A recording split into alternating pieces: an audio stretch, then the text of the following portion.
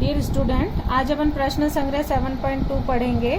प्रतिलोम विचरण। प्रत्यक्ष विचरण अपन ने पढ़ लिया है। प्रत्यक्ष विचरण में जब भाग लगाते हैं तो संख्या समान आती है। प्रतिलोम विचरण में गुणा करने पर x और y, और ये है विचरण का समीकरण। प्रतिलोम विचरण का समीकरण के x अल्फा 1/y, तो ये हो जाता है x बटा k/y। अब ये दोनों तिर्य गुणा हो गए तो k बराबर xy।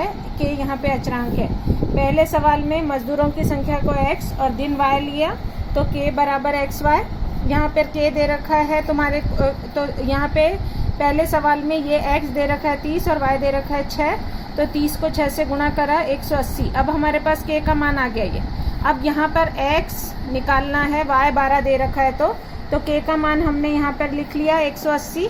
यहाँ पे ये x और ये y 12, ये तिर्य गुणाओं के नीचे चले गया तो ये हो गया 12 एकम 12, 6 बचा, 12 पंजे 60। तो ये यहाँ पर हमारे पास किसका मान आ गया, x का मान आ गया। अब यही पहले ही सवाल में तुम्हें यहाँ पर x 10 दे रखा है तो y निकालना है, तो यहाँ y ने, इसको हमने x माना है और इसको हमने क्या मान लिया है, y मान लिया है। तो यदि यहाँ पे ये x 10 है तो y का मान निकालो, तो y बराबर निकालो, तो k बराबर x। अब k का मान 180 है, x 10 दे रखा है, y निकालना है। ये 10 तिर्य गुणा होकर नीचे चले गया, 0 से 0 कट गया, y बराबर कितना आ गया 18। ये हो गया तुम्हारा पहला सवाल। दूसरे सवाल में सिर्फ तुम्हारे को अचरांक ज्ञात करना है, विचरण का समीकरण। तो ये हो गया विचरण का समीकरण, अल्फा का चिन्ह हटा दिया, k लिख दिया ऊपर। ये हो गया विचरण का समीकरण। और यहाँ पर k बराबर अचरांक निकालना है, k यहाँ पर क्या है, अचरांक है, तो k निकालना है तुम्हें। तो अचरांक निकालने के लिए दिया हुआ है, p दे रखा है 15 और ये 4, 15 चौके 60, और इसमें एक ये करनी में है तो यहाँ पर ये दोनों तिर्य गुणा होगा, तो k बराबर x करनी में y। तो यहाँ पर ये दे रखा है 15, ये 9, इसका वर्गमूल निकाल लिया, 3 आ गया, 15 तिया 45। समझ आया? तो ये हुआ सवाल नंबर दूसरा। ये दूसरे सवाल में देखो ये वाला, यहाँ पर ये दोनों तिर्य गुणा हो जाएंगे, यहाँ पे इसको हटाओगे तो k हो जाएगा, k बराबर x करनी में y। तो ये सवाल कर लेना। अच्छा, इसके बाद में जो तीसरा सवाल है उसमें तुम्हें दे रखा है सेवों के ढेर से सभी सेब पेटी में भरे जाते हैं।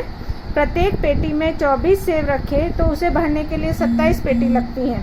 यदि 36 सेब रखें तो कितनी पेटियां लगेंगी? तो हम सेब को हम x भी मान सकते हैं, पेटी को y मान सकते हैं। तो यहाँ पर हमने एप्पल होता है तो a मान लिया, बॉक्स b मान लिया, तो a बराबर 24 और b बराबर 27। अब हम पहले समीकरण रखेंगे, विचरण का समीकरण लिखेंगे, तो a 1/b। तो यहाँ पर ये इसको हटाएंगे तो ये हो जाएगा k बराबर ab। ये समीकरण आ गया विचरण का, प्रतिलोम विचरण का। ये 24 है और ये 27 गुणा हो गया। अब हमने इसको ऐसे ही रखा k को। अब k बराबर ab।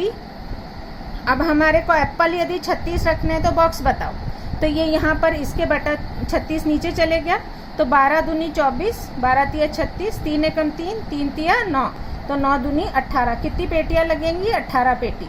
तो इस तरह से ये प्रतिलोम विचरण के सवाल होंगे। इसके बाद में चौथा सवाल सिर्फ एक ऐसा है जो तुम्हें खुद को करना है, उसमें भी सिर्फ चिन्हों का उपयोग करना है, सवाल कुछ नहीं है। और ये 5वां 6ठा सवाल इसका कट गया है, तुम्हारे पोर्शन में नहीं है। तो ये 7.2 तक पूरा हो गया है। Thank you.